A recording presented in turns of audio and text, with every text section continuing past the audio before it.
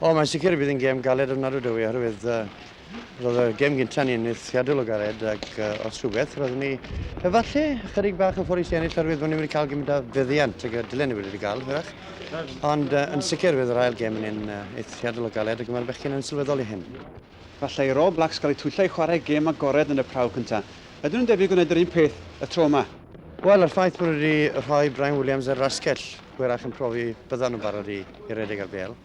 A hefyd bod nhw'n chwarae mains fel cefnwr, pan nath e chwarae dros y tagon herbyn ni, ddath e mewn i'r lein unwaith y ddwy.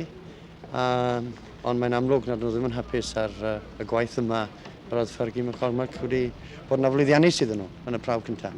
Ar y llaw arall, fe chwaraeodd Llewod gêm weddol dyn. Ydyn nhw'n debyg gwneud yr un peth? Wel, mae'n dibynnu'n hollol ar meddiant gewn ni. Os gewn ni feddiant sydd yn rhoi cyfle ni'r redeg ar bêl, byddwn ni'n gwneud hyn. Ond os na byddwn ni'n cael y bêl iawn, wel, ffolineb hollol fydde redeg y bêl.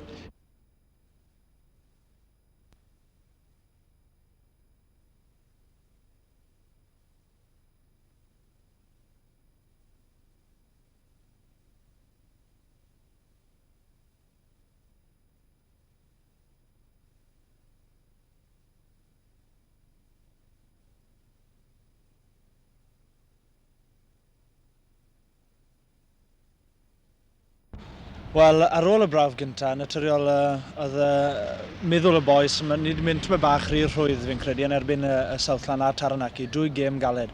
Ond ni wedi cael sgwrs da y bore yma, rhyw 4-5 diwrnod cyn yr ail brawf. Mae Carwyn a Doug Smith a John Dawes wedi dangos i ni a gweithio ni pwy mor bwysig mae di. I weid y gwir, sa'n credu bod rhaid i neb i weithio ni, achos ni'n gwybod mae chance mor dda ni i wneud beth mae dim un tîm Prydain wedi wneud o'r blaen. A mae hwn fi'n credu yn ddigon i bob un o'n ni yn bersonol. Fe chwaraesoch chi gêm weddol dyn yn y prawf cyntaf. Beth sy'n digwydd y tro nesaf? Wel, yn y braf cyntaf, ath hi'n dyn o'r safbwynt y tîm fforwariodd y Llewod.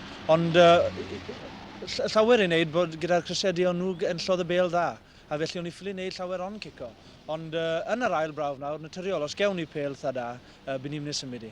Ni'n wneud hyn trwy'r tŵr, a naturiol, na beth ni'n moyn wneud yn y profiadau. A'n credu di sadwn, tyma bach o lwc ar Christchurch, ca eitha da fi'n credu, a allwn ni ddangos rhywbeth yn ddau. Wyt ti'n cael taith hynod o lwyddiannus. Beth sy'n gyfrifol am hyn, Barry? Wel, fi'n credu neu llawer ar pen fi'n credu, achos amser eithoi mas yn 6-9 gyda tîm Cymru, ath i ddim yn dda gyda Gareth am hynny. A felly amser eithoi mas man hyn, ond ni'n gwneud yn feddwl mae rai dangos i'r rhain bod gallu wario rhywfaint o rygbi ty ni. A wrth lwc, mae'r blaenwyr wedi wneud yn eithriadol o dda, allan ni fydd cael well pac o'n flaen ni, a amser cael pêl dda ffordd na, wario eitha da, ar bêl yn redeg yn garedig a pethau felly.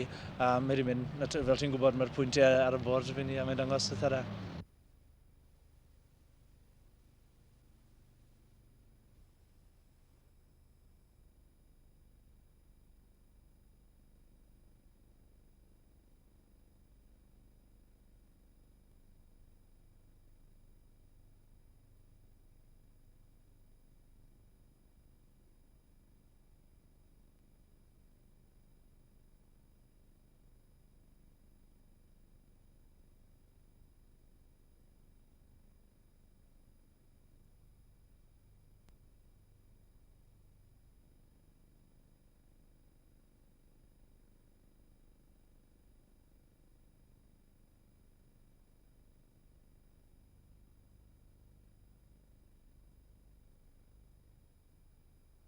After all, the first test is the important one to win, because if we win and lose the second and the third, we're still in business and we could still draw the series.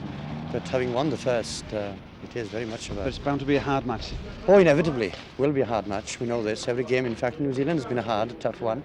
And we expect the next one to be a really tough one. If the All Blacks lose the second, well, you know, they're in real trouble. I think the All Blacks surprised everyone by their approach in the first test. Do you think they'll repeat this in the second test? Well, it's difficult to say. Judging from the side they picked with Brian Williams on the wing, presumably they will do a bit of running. I think this may have been forced upon them. They won a few rucks in the first 5 minutes and found themselves playing that type of game.